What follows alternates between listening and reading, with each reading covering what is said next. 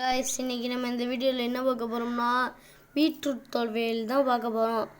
இதுக்கு நம்ம என்ன எடுத்துக்கோம்னா கொஞ்சமா பீட்ரூட் ஒரு 2 பீட்ரூட் எடுத்துறோம். அடுத்து பச்சை மிளகாய் ஒரு 2 எடுத்துறோம். ஏன் தெரியுமா நம்ம பச்சை மிளகாய் எடுத்துறோம்? ஏன்னா பீட்ரூட் ரொம்ப இனிக்கும். அதனால நம்ம பச்சை மிளகாய் எடுத்துறோம். அடுத்து இன்னும் கொஞ்சம் வரமிளகாய் எடுத்துக்கணும். வரமிளகாய் ஏன்னா இது கொஞ்சம் காரமாவே எடுத்துக்கோங்க வரமிளகாய். அடுத்து வெங்காயம் கொஞ்சம் எடுத்துக்கணும். ஒரு 3 4 5 ஒரு 10 வெங்காயத்துக்கிட்ட எடுத்துக்கோங்க. தக்காளி ஒரு 3 எடுத்துக்கோங்க தக்காளி. அடுத்து ஒரு பூண்டு 2 பூண்டு அறுத்து வச்சுக்கோங்க. அடுத்து ஒரு அடுப்பில் ஒரு சட்டி வச்சுக்கோங்க. இங்கே பாருங்க ஒரு சட்டி எடுத்து வச்சுக்கிட்டாச்சு. அடுத்து கடலை எண்ணெய் எடுத்துக்கோங்க. என்னென்ன வேணாமலும் ஊற்றிக்கலாம். நாங்கள் கடலை எண்ணெய் எடுத்துருக்கோம். சட்டி காஞ்சோடனே நம்மளோட கடலை எண்ணெயை ஊற்றிக்கலாம். இப்போ எண்ணெய் நல்லா சூடாகட்டும். கடுகு கொஞ்சம் போல் எடுத்துக்கோங்க. ஒரு கை அளவு கடுகு. உளுந்தம்பருப்பு கொஞ்சம் ஒரு கைப்பொடி. இப்போ நல்லா இது மிக்ஸ் பண்ணி விட்டுக்கோங்க. கிண்டி விட்டுக்கோங்க. நல்லா கிண்டி விட்டுக்கோங்க.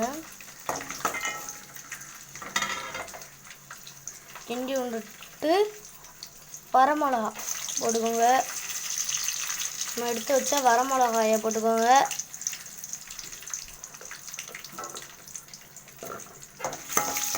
நல்லா அப்படியே மிக்ஸ் பண்ணி விட்டுக்கோங்க. இப்போ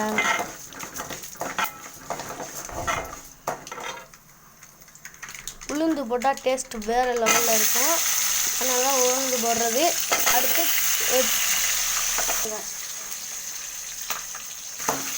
அடுத்து சின்ன வெங்காயம் நல்ல டேஸ்ட்டு தரும். இதோட நீங்கள் உளுந்தம்பருப்பு சேர்த்து போடுறதுனால ரொம்ப டேஸ்ட் அப்படி வெறித்தனமாக இருக்குங்க. அதான் நம்ம உளுந்தம்பருப்பு சேர்த்துருவோம். 2 வெள்ளைப்பூடு நல்லா பெரிய பூடை சேர்த்துக்கோங்க. இப்படி நல்லா மிக்ஸ் பண்ணி விட்டுக்கோங்க. அடுத்து கொஞ்சமாக தக்காளி போட்டுக்கோங்க. நம்ம 3 நறுக்கி வச்ச தக்காளி போட்டு நல்லா கிண்டி விட்டுக்கோங்க. இஞ்சி ஒரு 4 துண்டு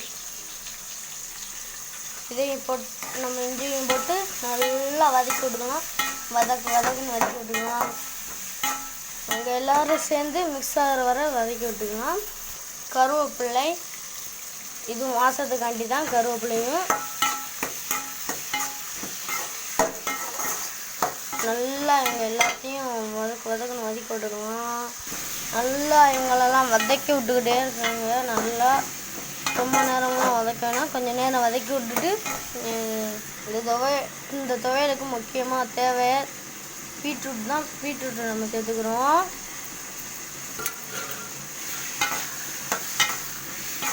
அவ்வளோதான். இப்போ நம்ம சமைக்கிறதுக்காண்டி எல்லா இன்க்ரீடியன்ஸையும் போட்டாச்சு. ஒரு கட்டி புளி எடுத்திருக்கேன் பார்த்துக்கோங்க. ஒரு கட்டி புளி நல்ல புளிப்பான புளியாக இருக்குது. கரும்புளி தான் ரொம்ப புளிக்கும். அதனால் நீங்கள் கரும்புளியே எடுத்துக்கோங்க. எப்படியோ நானும் ஒரு யூடியூபர் ஆகி நல்லா ஒரு 70 சப்ஸ்கிரைபர்கிட்ட வச்சுருக்கேன். எல்லாம் உங்கள் ஆதரவுனால தான். எனக்கு சப்ஸ்கிரைப் பண்ண அனைத்து உள்ளவங்களுக்கும் ரொம்ப நன்றி கலந்த வணக்கம். மேலும் இதுக்கு மேலே சப்ஸ்கிரைப் பண்ண உங்களுக்கு ஒரு வீடியோவாக வந்துக்கிட்டே இருக்கும். எனக்கு ரொம்பவே சந்தோஷமாக இருக்குது. 70 சப்ஸ்கிரைபர் அடிச்சிட்டோம் அப்படின்னு. இனிமேல் நீங்கள் போங்கக்கா அப்படின்னு சொல்லிட்டு சின்னக்கா வந்துட்டாங்க. கரண்டி தான் சொல்கிறேன் சின்னக்கான்னு. இப்படி அடுப்புலேயே வச்சிடாதீங்க. அடுத்து கரண்டி சூடாயிரும். கையில் பிடிச்சிங்கன்னா சுட்டு போடும். நல்லா இதுக்கு மேலே தான் மிக்ஸ் பண்ணிகிட்டே இருக்கணும். வீடியோ போடுறதுனால எங்கள் அம்மா பெருசாக நறுக்கிட்டாங்க. நீங்கள் கொஞ்சம் குட்டியாகவே நறுக்கிக்கோங்க. அப்போ தான் டக்குன்னு வெந்துடும். ஓகேவா? இப்போ நம்ம உருட்டி வச்ச புளி நல்ல கரும்புளியை சேர்த்துக்கிறோம். ரொம்ப புளிப்பாக இருக்கும். அடுத்து நம்ம கருப்பட்டி எடுத்துக்கணும். அவங்களுக்கு வேணும்னா வெள்ளைப்பட்டி கூட எடுத்துக்கலாம். வெள்ளைக்கட்டி இவங்க கருப்பட்டி நல்ல நொங்கு கருப்பட்டியாக வாங்கிட்டு வந்துருக்கோம். நம்ம எடுத்து வச்ச 2 கருப்பட்டியும் போட்டாச்சு.